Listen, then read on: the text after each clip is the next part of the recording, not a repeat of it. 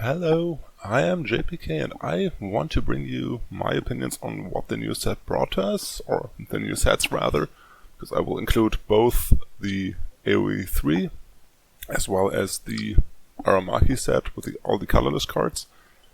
And yeah, I will tell you what in my opinion is the current tier list before the set drops, and after about a week of testing, now with full spoilers, what I think where the new cards will end up. So a thank you to whoever made this Tiermaker thing, because I didn't have to upload anything, I just found it on Google. That was nice. So if you did it and you're watching, thanks for that. I appreciate it. So before the set drop, we had 2 tier 1 decks in my opinion. That was for one Machina. Mostly built by Lars Grams, and he made the deck popular and showed us just how good this deck really could be. I didn't believe in him at first, like in the deck, but Lars showed me just how good it is. And on the other side we have the green, red, white Atom deck with the Huanglong finding the Zeus Alice as well as Kaguya just being Kaguya and just cancelling your opponent's things. Those were in my opinion the 2 tier 1 decks, and then for tier 2 we had Isis, who lost really hard with the printing of both Prisha and Machina, and Melius and Prisha as tier 2 decks. I don't think Prisha was a tier 1 deck, I don't think it was even close. She had no chance against Machina, and she had no chance against Atom, and then against the other decks she was more or less even. Like, there's some matchups she won hard, some matchups she lost hard. Her big advantage is that she's very easy to play. Like, you can pick up the deck, you can play 5 rounds, and you're probably doing 80% right. And that can't be said for any of these other decks. These other decks are very complicated, which is due to just how short Forceful games have become over the last year. A lot of things are happening in 1, 2, 3 turns, and at that point the game's decided. Maybe it's not ending at that point, but it's probably already decided.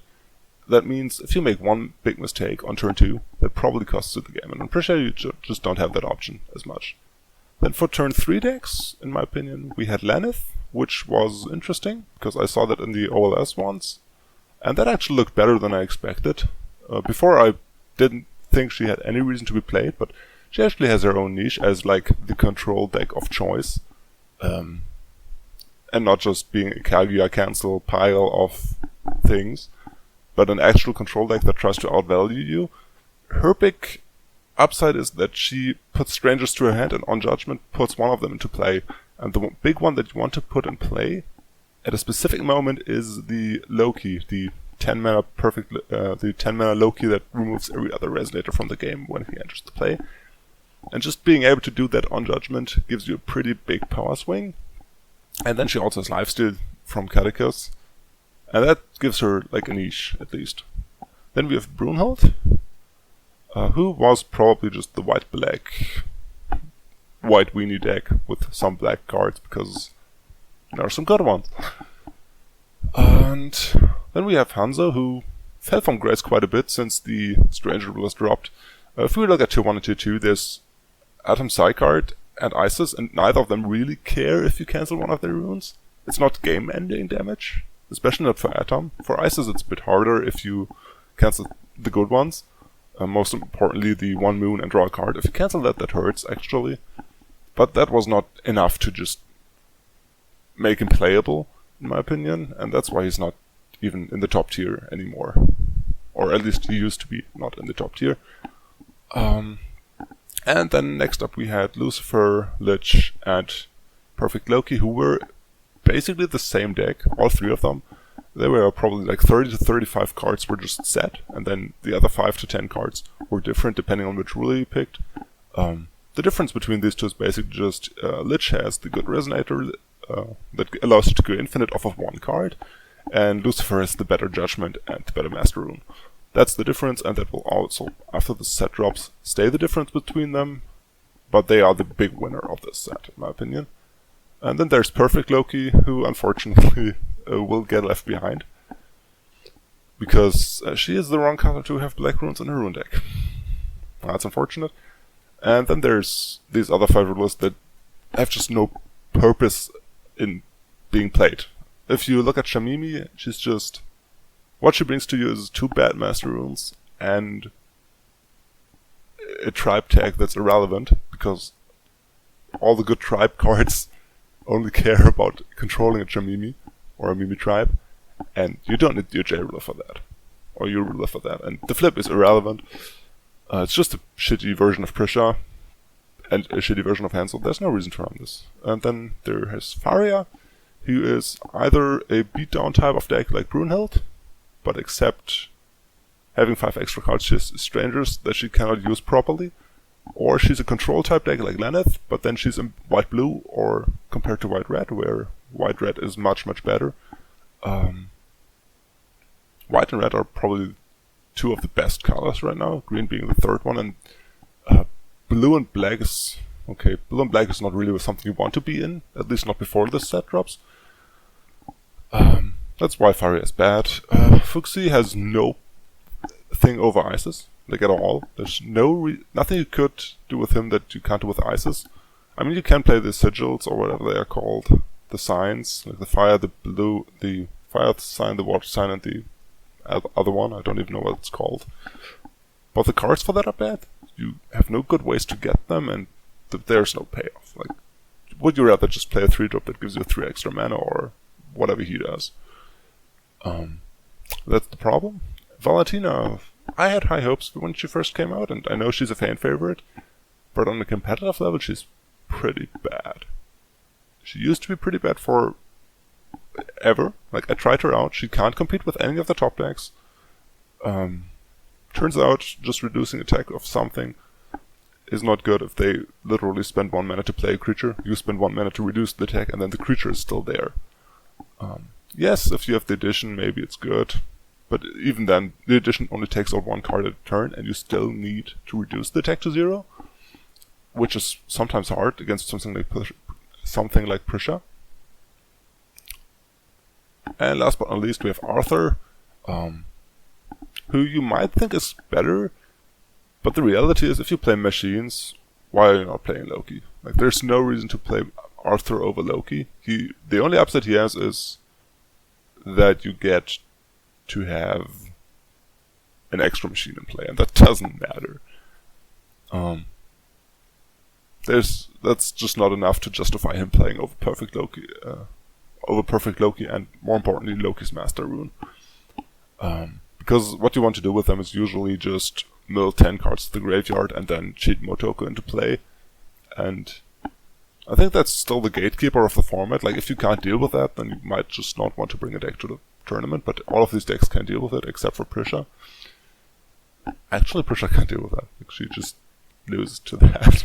But yeah, she's good enough otherwise, so that's cool. And then we have the 4 new rulers. We have Aramaki, Ruthless Refrain, Ala, and Rezard. I will go through them in this order. I will just start with Aramaki because he's not in the new set, so I can't actually talk about his cards too much.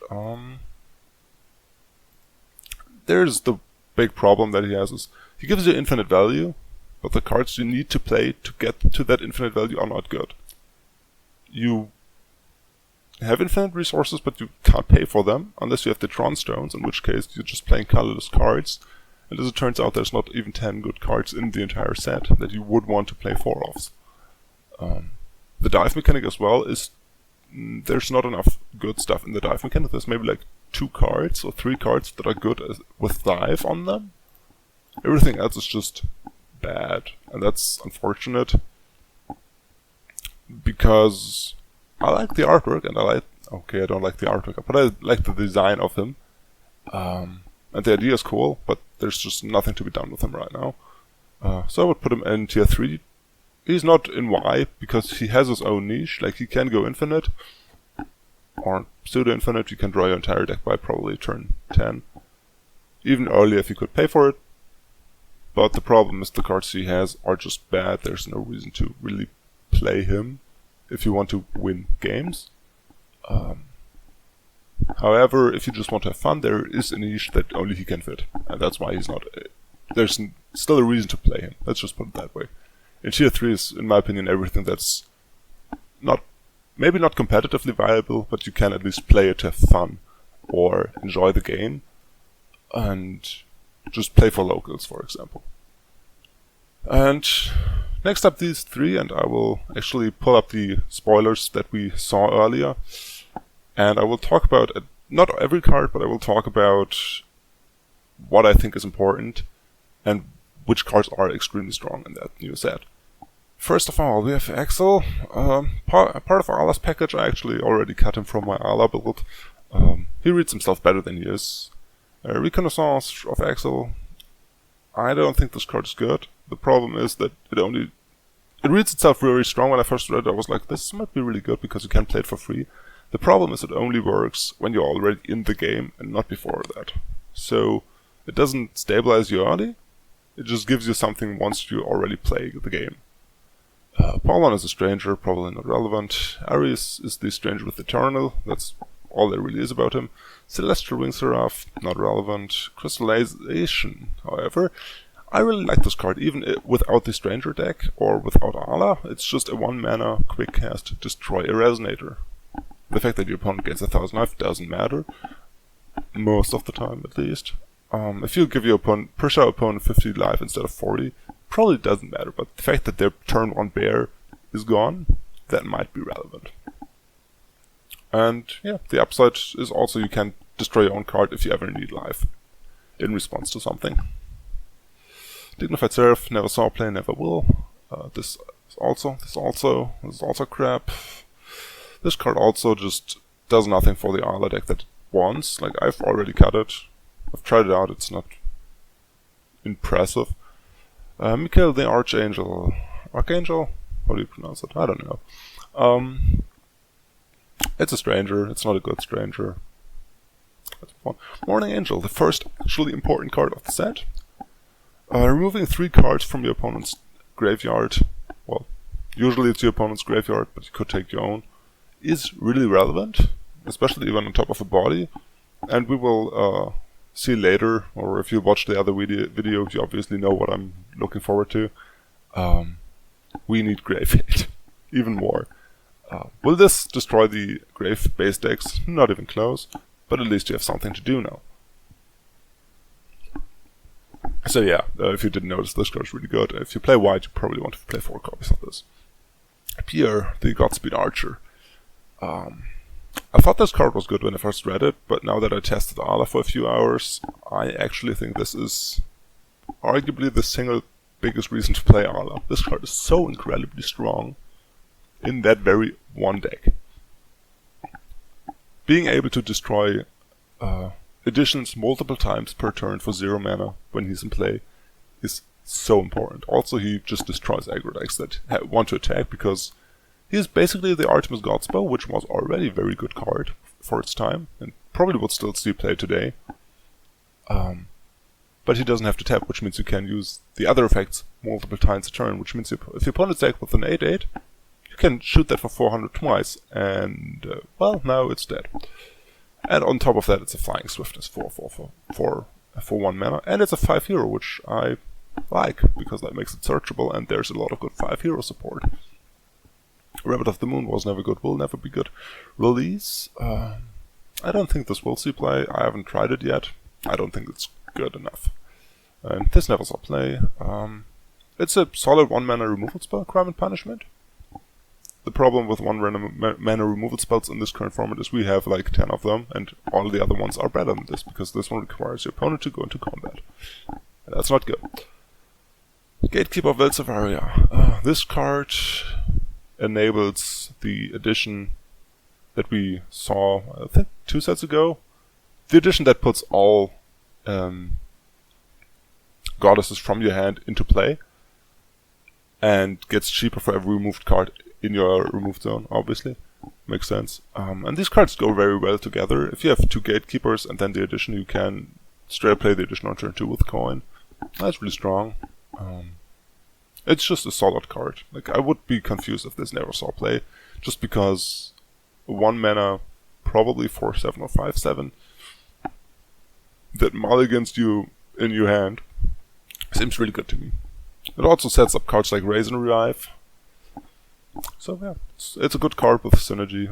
I would be very confused if this never saw play. Next up, the Red Illusion Dragon. It's a 2-mana 10/10 flying swiftness. That sounds pretty good, right? Yeah, I will go through all the spoilers and then talk about why I think Reflect is not that good. Spoiler alert, I think it's by far the worst of the 3 new rulers. Next up, Red Illusion Hero. A 2-mana 8/8 that gives +4/+0 and first strike to something. Sounds good, right? It also has swiftness. Why not? A 1-mana 8/4 that deals 8 damage when it comes into play. Sounds also very good. Why is that deck not good? We will see. A Stranger, probably not a relevant one. I mean, it's swiftness and it only costs 1 mana. It's cool. Malgus will probably play this because there's swiftness printed on it. It's cheap. Snow White, it never saw play when it was first in the game. It will never see play now. It's even worse now than it was before. Spirit of Passion, another really good card for Reflect Reflane. Ushua, another Stranger that will probably not see play because it just does nothing. Alice's Castling. I know a few people on Facebook freaked out about this card, but let's just be real. The only time this card was ever played was in Guiber Turbo, when you could cheat out Captain Hook. The only reason that was done was because that deck literally drew 25 cards by turn 4 or 5. So it always had a combo live, and it could cheat in one of the best cards ever printed, or one of the best cards to ever cheat in ever printed. I think the only card that's better to cheat in earlier than it was supposed to is Umral Tawil, and that is game ending. But Captain Hook almost always is as well. So yeah, I don't like this card. I think there's some things to be done here with Kalgia, Athenia, Isis maybe. But that seems weird from a color perspective. So yeah, I mean, if someone finds something with this, it would be cool, but I think there's a consistency problem here. Especially with a 0-mana hard removal spell that you can play in response to this card will just not see play. At least in my opinion. I'm also only talking about it because the Facebook group agreed that it was a very good card and it scares people for some reason. The problem is, you play this card, it's even in card advantage, so you invest 3 cards, like 1 card in hand, 1 card on board, and this card, to draw a card and get 1 card in play, which means you go -1. And then you also spend a mana, which means unless the card you target for this cheated mana as well, this card will not even go up in value, it just goes down, and there's only a few good targets for this, and that's why I think it's bad. And on top of that, if you do this, even if I'm tapped out, I can now kill the card in response, because of a card that we will talk about later, which I think will be very prevalent in the meta, and that's just a problem. Like, if you invest mana and a card into something, and I just go and 0 mana stop that play, that's always bad. Especially if that card also has the downside of bricking you occasionally. And to write a Stranger that I think might just be really good. Simply because aggro decks can play her for 0 mana on the turn they go in for the kill. It is limited to water-based aggro decks, that's important, which is, if we look back at our deck list, it's probably Machina. Like, let's just be real. Machina is the one that can play this card, everybody else can't. Because you don't want to split blue stones for this card. Next up, we have the blue half of the Reflect Refrain support, which is Quickcast stuff. And it's basically, instead of, like, there's 3 red cards and 3 blue cards, and the red cards all are very stat efficient and good on board and have swiftness. At least 2 of them do. The 1-drop doesn't. Oh no, actually the 1-drop also has swiftness, right? I think the 1-drop also has swiftness. Yeah, they all have swiftness. And the blue version, everybody has Quickcast. That's basically like their thing. And again, a 10/10 flying for 2 mana is really good. It has Quickcast, also very strong. A blue illusionary hero gives barrier and +4 defense if it's coming into play. And then there's a Refrain Summoning, which is basically a Cheshire Cat on crack, because it's a 1-mana 4/8 that draws 3 cards and puts 2 on top of a deck. But all of these cards are not good enough to make Reflect even playable, and yeah, we will talk about that later. Really Not Go With Nothing, never saw play. The water card, 1-drop for Calmness. A Wall of Ideas, never saw play. Pharisia's Journey. I know that people freaked out when they read this card, but the reality is this will only be, a lot of the time this will, and I also did, because I read the card wrong. This card is a lot worse than it reads. The problem is, most of the time it's just a wall of wind for spells. Like, yeah, in theory you can cancel a lot of cards at once, but that only happens on counter wars. Every other time your opponent will never put 2 spells on the chase. Like, every good player will put 1 spell on the chase, let it resolve, then put the next one. The only time that doesn't happen is in counter wars, and the problem with counter wars is that the best counter spell we have is a Resonator in Kaguya, and this only makes spells more expensive, which means it does literally nothing to Kaguya, so it's just a wall of wind for spells, and that's not good. That's not good enough. And the other effect is you put a card from your graveyard to the bottom of the deck and draw a card. And when I first read this card, I thought it was from either player's graveyard, in which case this card would have been really, really good, because it would have been Grave Hate, that you're not unhappy about drawing if your opponent doesn't have something in the grave. Unlike the Angel that we saw earlier, the Morning Angel, which removes 3 cards from the graveyard, but you only really care about 1 most of the time. And on top of that, it doesn't draw a card, which means if you get flooded on Morning Angels at some point, because your opponent never interacts with their own graveyard, and it's just a 1-mana 4/4, that's bad. But if you could use 1-mana draw a card instead, that would be really good, but you can't, because this only targets your own graveyard, and that is absolutely useless. Freak. Solid Stranger, might see play, might not see play, I have no idea. I mean, it will see play in Ala, but not because of the card itself, just because of the effect. Morgiana. When I first saw that this was getting reprinted, I was scared, but then I realized we don't have Tama in our format anymore, we don't have Cheshire Cat anymore, which makes this card a lot worse. Percival, the green one.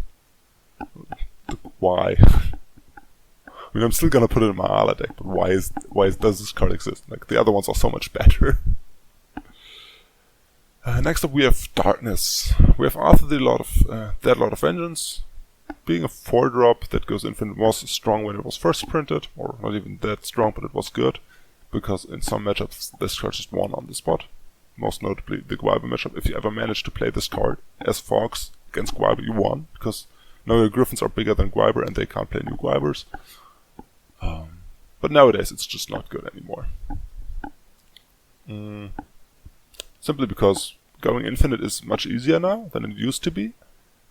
And the other thing is 4-mana vanilla do nothing is not great. Like, it's not good, it wasn't good when this card first came out.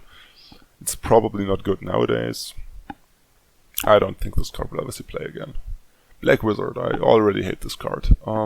Razard discards 2 Resonators from his deck when you play his Regalia. Turns out if you hit this card, stupid things happen. Like, just hitting one of these, not even 2, just 1, is already pretty tilting, because what you thought was the end of the turn is suddenly it's not, because the deck can do a lot with 1 mana, and that's just stupid. Blood of the Mikage. It's a combat trick, it's a bad combat trick, because it's not even fast speed, it's just slow speed. It's bad. Lucifer. I mean, yes, the card saw play when it first came out, because it was the Seraph target of choice, but nowadays you can't pay 5 mana anymore for 1 card, so this is not good anymore. Also, we don't have the Moon Will to even use the effect yet. The Grave Robber. What does this card even do? I have remove a card in the graveyard, put a bunch of +1s on this, and then you can banish this to target a card in the graveyard from the game. So it's a 2-mana Grave Hate. Why? I mean, yeah, it gets bigger every time, but it's not good. Knight of Siegert. It looks at the top 2 cards and puts 1 off the top of your deck and 1 in the graveyard. If you could choose the card to go into the bottom of the deck instead of the top, this card might be a lot better and might actually see play, but this way it just doesn't. Loria, the Twilight Witch. The reason it doesn't is because we have a lot better ways to get cards into the graveyard than looking at the top 2 and throwing one of them. Loria is a good stranger. It removes something on enter, which blue-black already had one of, which means they now have two, which is cool. Not relevant, but cool. Mikagereya. Probably the best one-drop in the set. It's another one-drop with Quickcast Fly, because we needed one-drops that had Quickcast apparently, because why wouldn't we? It puts a darkness card from your deck into the graveyard on summon. And this is so stupid. Like this. There's a card that Siegert, if you didn't notice, that this card puts into the graveyard, and that is stupid already. But you can also put like Griffin into the graveyard, which will be legal again. Not that it matters.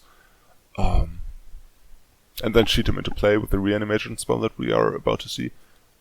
And you can also just put a Fallen Angel into graveyard, and then this is a 4/4 flying Quickcast that gives -4 to a Resonator. Just a lot of options. Also, it gives all your vampires drain for some reason, because why not? She's also a vampire, which means she's a 1-mana 4/4 Quickcast flying drain. And on top of that, if she's ever banished as a cost or effect of a mage art, you get to put it into your hand. Like, why not? Like, just put everything on this card. It's fair, it's fine. This is so stupid. Moan of the Dead. This is what I talked about when I meant the 0-mana removal spell. It costs 1 mana, but you may banish a Darkness Resonator instead than paying this card's cost. And that is massive, because that means even if your opponent is tapped out, you still have to play around this card. Especially with something like Mikagereya, who puts our stuff into hand as well. It's not that bad to sacrifice a Resonator. And just Siegert base decks, you can also just use it to protect your Siegert from being removed. You can just put this in response and just put your Siegert into the graveyard. You can just target the Siegert itself as well. You card targets first before paying costs, which means you can actually target the card that this card wants to banish. So if you just have one card in play and they try to remove it, sack it. It's fine. And then it destroys a target Resonator if that target's cost is less than the number of cards in your graveyard.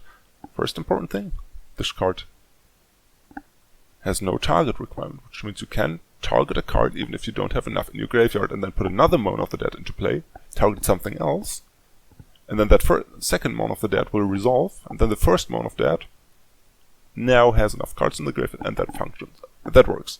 It also means you can remove the graveyard in response to this card and stop this card on top of that. And if that was not good enough, you can then choose one card from your strange deck at random and put it into your graveyard, which is amazing for res art. And a lot of other decks are fine with it, because one of the most broken interactions we had from last cluster to this cluster is March of the Dead and Sprout of the Treasure Tree. And just having an extra chance to get your Sprout into the graveyard to then march it back out to summon, that's just really strong. At least this is a Darkness Resonator, otherwise this could literally be a 4-off in every single deck. Moving forward. Necromancy of the Undead Lord. This is so sad. They changed this card. This is a reprint, and they changed it, which means now this is the legal version. Like the old version you can't play anymore. And the problem is, this is an edition. It's not an edition Resonator. What that means is, if you add this card from your graveyard to a Resonator by its own effect, and then that Resonator dies, this card will stay in play. And that's stupid. It's so stupid, because it literally breaks the card. Like, why? Why? I mean, yeah, this card is even worse than before. It wasn't good before. Like, don't get me wrong, but now it's just unplayable because it's literally a one-time use unless you destroy it yourself somehow. Like, Dark Alice is the one exception where you can sacrifice it, but it's not good. You really don't want that. Niflheim is the probably intended target for Siegert. You will never target this card with Siegert. Priestess of the Black City. I haven't tried this yet, but the card reads strong. Like, when I read this card, I think this card might just be really good.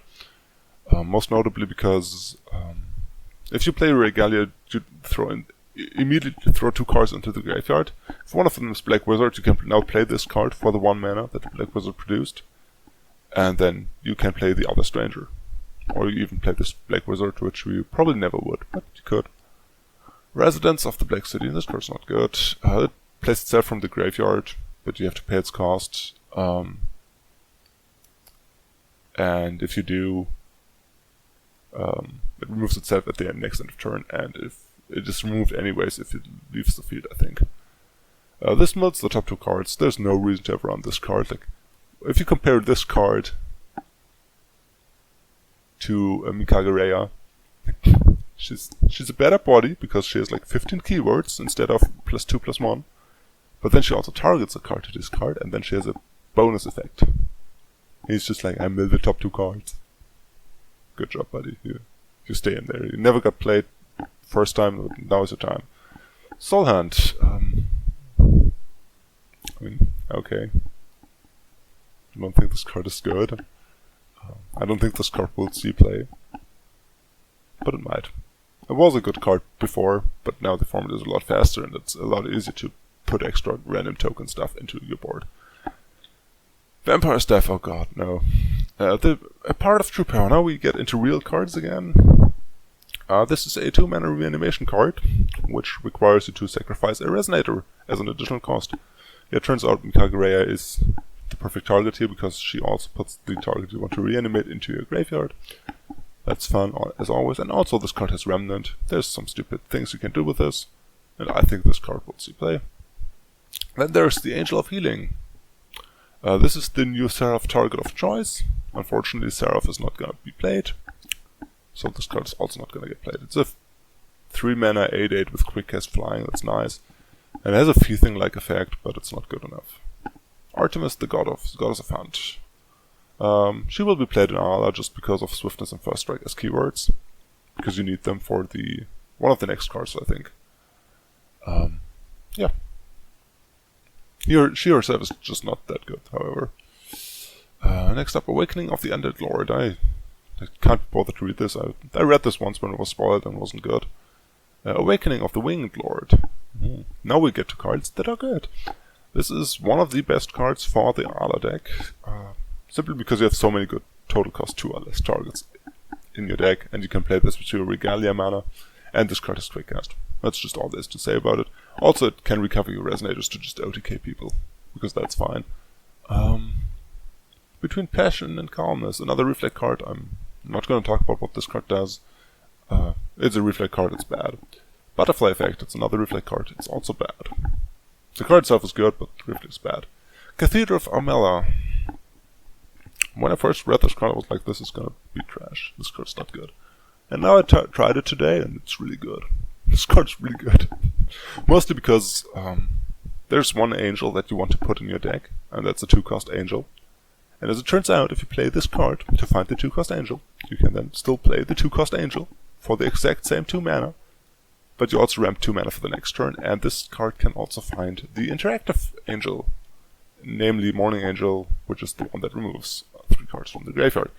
And if you're in a pretty bad position and you need to remove the opponent's graveyard, you can play this card for 2 mana, find the Morning Angel, and then use Morning Angel with this mana to play the card. And that's solid. It's not great, but it's solid. Change the Heart. It's Reflex Regalia. It's a really good Regalia because it makes mana in no requirement what you spend it on, which is massive. Which, in combination with Reflect's effect to produce a mana, makes this card effectively free for one of the Reflect effects and the one that produces the mana. Which means this produces the mana after you play it, and then Reflect also produces the mana because you played this, and then you produce 2 mana for playing this card, which costs 2 mana, which is good. 0 mana ramp is always good. Scarlet, the Sleeping Girl, is the support for what's her name? The stupid one. Faria. The Faria support of the set. Well, it's literally on there. Should have read the card, maybe. It's really good support for a bad deck, so it's not gonna see play. Deathscythe. The Regalia for Resort, which thank God can't play Strangers. This card cannot play for Strangers. If it could, Resort would be the undisputed best deck of the format. It can, so it's nice.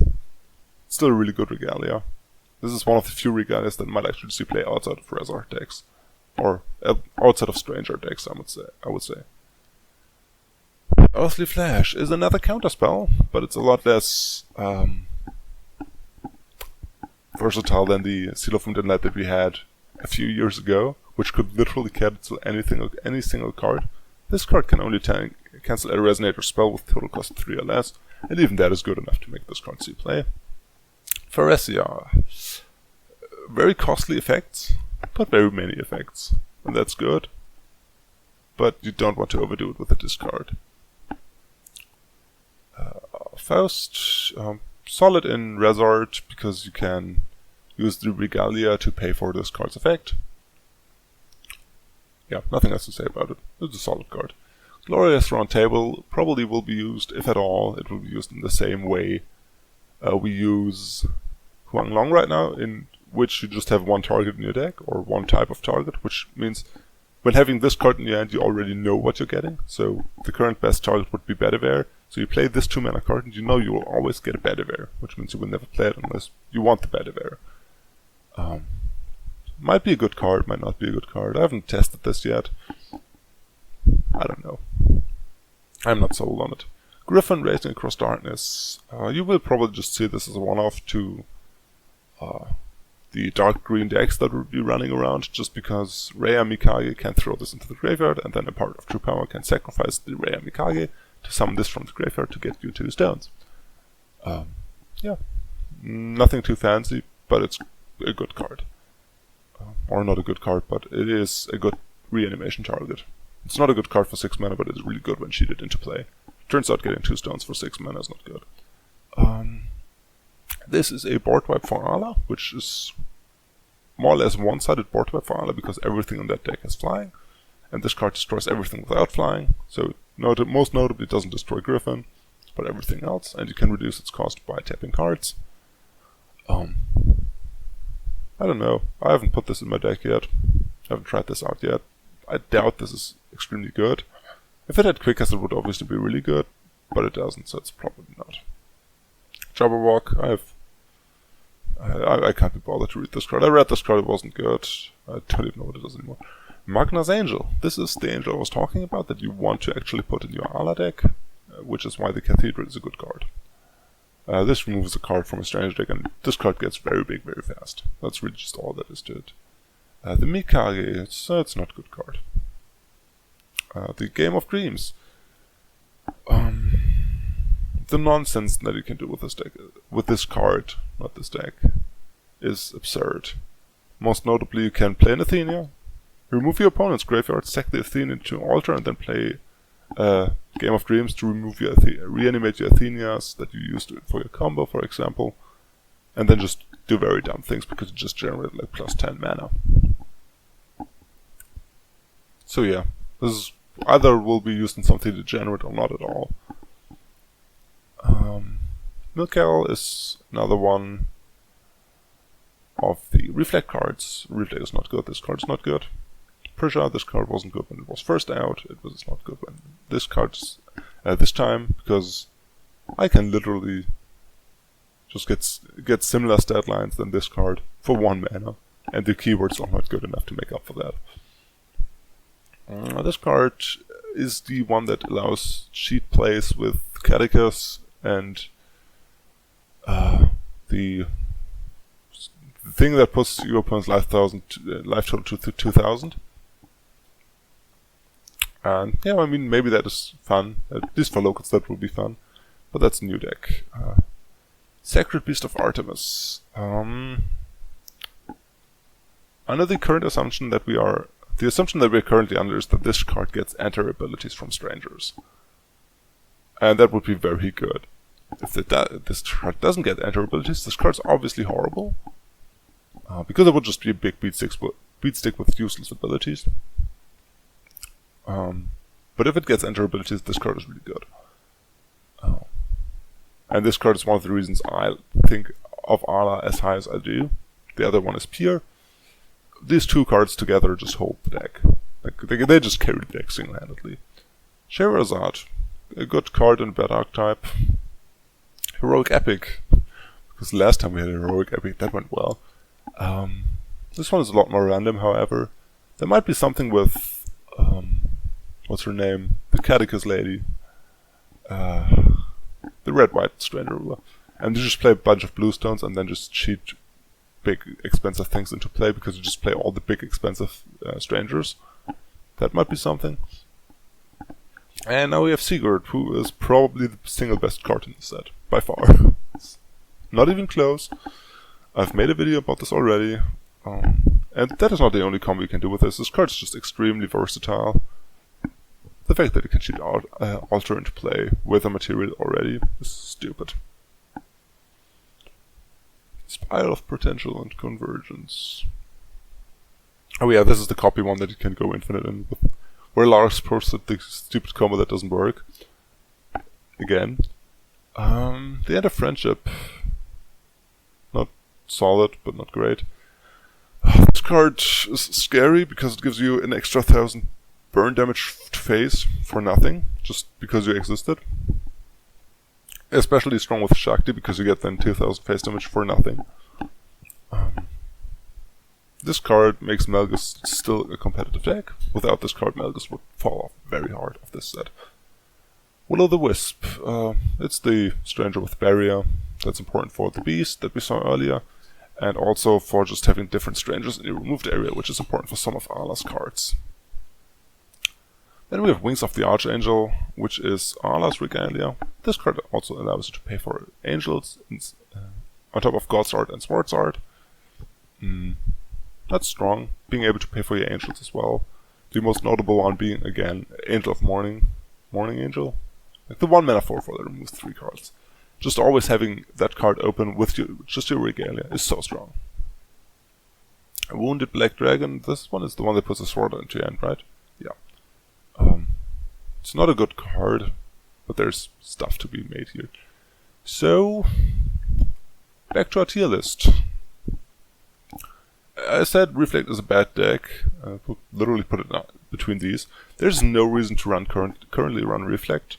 The red deck is just a shittier version of Malgus if you want to have explosivity, and Prisha if you want consistent gameplay. Like, Prisha is more consistent and better, and Malgus is more explosive and better, so red Reflect is not good. And the blue Reflect reminded me a lot of Scheherazade when I tried it out, in the fact that just everything you have is Quickcast. And that sounds amazing until you realize your main color is now blue, because every card is double blue. And as it turns out, being in blue as your main color is not bad. It's not only not good, it's very bad. It's probably the worst color to have as your main color right now, like by far. Black is good, white is really good, green is really good, red is really good, but blue is shit. And that's the problem. And the other problem is that they have a lot of good cards, but they either work with Calmness or with the other thing. What are they called? Calmness and Potential? Passion. Calmness and Passion. And the cards only work with one side, which means either you have the Regalia to flip-flop between the two, but then the cards don't make sense together, because why would you want a card that gives Barrier and a card that has Swiftness together? Or a card that draws cards and a card that has Swiftness? That just doesn't make sense. They don't work well together, and that's why I don't think they are very good. Like, there's no reason to play the blue version, and the red version is just worse than Prisha and Malgus. For fun you could play it, but it's not great. Next up, we have Resort. I will do this first just because it's so blatantly obvious just how good this card is. This will be format defining, in my opinion. And there's only one other deck that can compete with it, and which is one of these. Like, these are basically the same deck, and the ruler doesn't matter, you just need a black ruler for Divinity. And these are basically the same deck. Like, there's maybe like 5 cards that are different. It's the entire Reanimator package from Resort, and then the Siegert combo, and then the good stuff in black. Most notably Layla. And that's really just the deck. And one of these two decks will be better than the other, and that will be the single best deck in the game for the upcoming format, at least in my opinion. From what we have seen so far. And there's almost nothing that can even compete with this. Like if Razard has a good opening hand, you are dead by turn 2. Like not dead, but the game's decided by turn 2. You have no hand, you have no board. Why do you even play? And the problem is that this card, both of these decks, while they are very grave reliant, it's hard to interact with them. The problem is, if you want to remove my graveyard, as it turns out, that's not so easy, because I play an altar-based deck. Altar-based decks have the stupid problem that they are not bound by color identities. They can just put in Dark Elves into their deck. Because if they draw it, it's unfortunate, but most of the time they will not, and then they just have an altar, which will get them the Dark Elves, and then protect them from Grave Hate. Problem. Nice. Sweet. They also have strong removal, and they also have the explosivity to just shit on Malgus for explosivity. It destroys every other deck when it comes to consistency. At least the Divinity version. The Divinity version is more consistent, this one is more explosive. Like, a really good hand by Razard blows this out of the water. But this one always has good hands, because you don't need your hand to play at all. As we saw in my last video. You straight up just don't need a hand to play, and you still end with your opponent having no cards in hand. And that's just stupid. And then we have Ala, who I will think about as a tier 1 deck. I think he is very strong. What keeps him up here is mostly that he's one of the very few decks that can actually compete with this. For two reasons. For one, you can accidentally kill your opponent on turn 2 with Sacred Beast. At least the way it currently works. And more importantly, you have Pierre. And Pierre is a 1-mana card that says your opponent cannot resolve Altar. Because if they play Altar, and you have a bunch of strangers removed, then this card will probably destroy more than one addition. And you can do it more than once per turn, which means you can destroy Altar if they sacrifice something into Altar to put a token. In response, you destroy Altar. Which means it would now be destroyed with 0 tokens, which means they can't sacrifice in response, unless they sacrifice another Resonator into Altar, in which case you go, remove another 2 tokens, and shoot the Altar again. Which means they now, again, can do that again. But the base thing, what it comes down to is, for every Resonator they sacrifice, you only need 2 counters on this card. And as long as that is true, they can't do anything.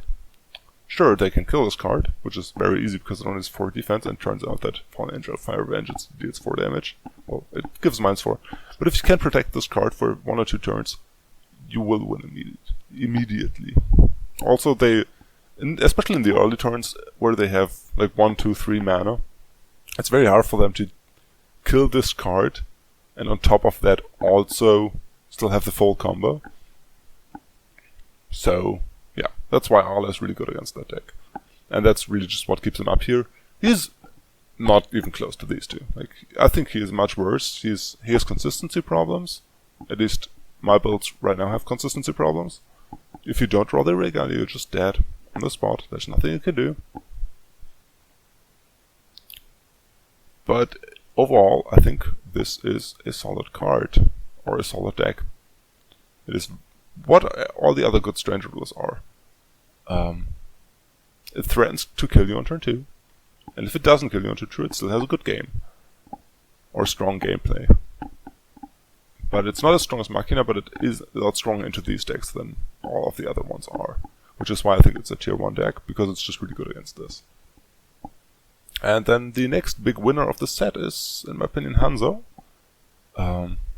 Assuming that the Divinity version is the better one, and is the one that's being played, in which case Hanzo is really good, because you can cancel, obviously, a rune. And now you actually have a good target in the format anymore, and Hanzo is again immediately a good deck. The version of Hanzo is obviously the green-white Kaguya version, and then probably some third color, or even 4 colors with all the dual lands, because green now has all the dual stones. And I think that is a very strong deck. Before we saw Siegert, I thought that the most important card we would get in the entire set would be the Magic Stone of Gusting Skies, which is the green-white stone, because the only problem the Calgia decks had, and what made them not unbeatable, were the fact that sometimes you just don't hit green-white on turn 2, and then you're just out of fold because you have nothing to do on turn 2, and in a format that is decided by turn 3, doing nothing on turn 2 is bad. Who would have seen that one coming? Between these two decks, I think Hanzo will be a white stone base with a green coin, so you always have Calgia on turn 1 with coin. And Atom will be a green stone base with the white coin. And you will have to see which one of these is better. It also depends on the format around them.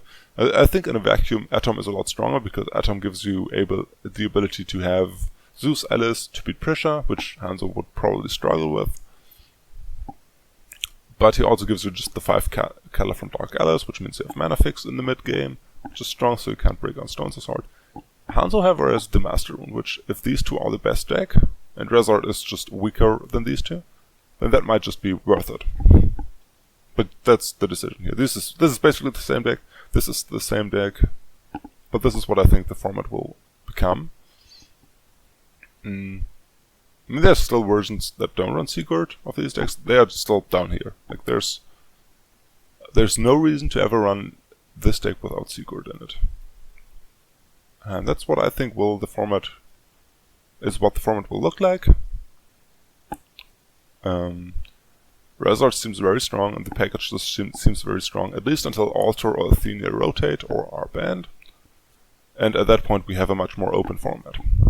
But right now I think these decks are way too strong. If they open strong, there's nothing you can do.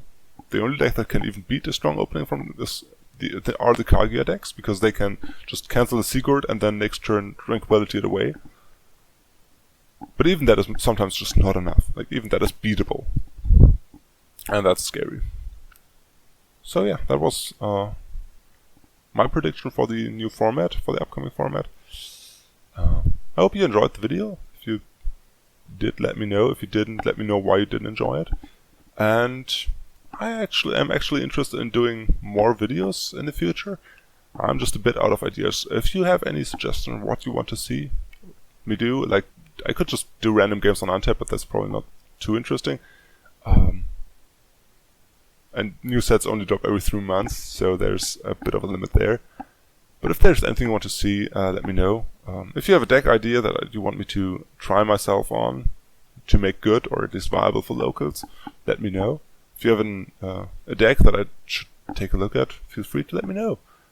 If you have just a completely different idea, let me know. I'll get to it. Hopefully. At some point. Well, thanks for watching, and goodbye.